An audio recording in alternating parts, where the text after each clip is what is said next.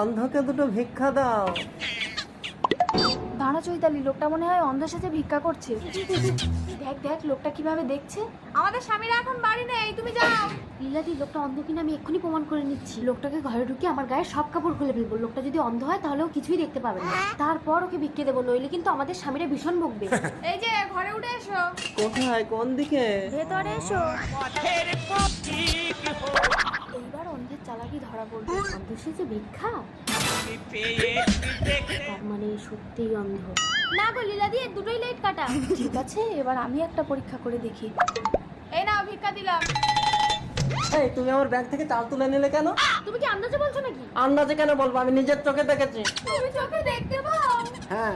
লীলাদি, যা হওয়ার হয়ে গেছে, তোমার দেওরকে সব কিছু বলো না। চৈতালি, পেছন করে দেখ ওটা কে। স্বামী তুমি? চৈতালি, আমি বাড়ি না থাকলে তাহলে তুমি এইসব করো?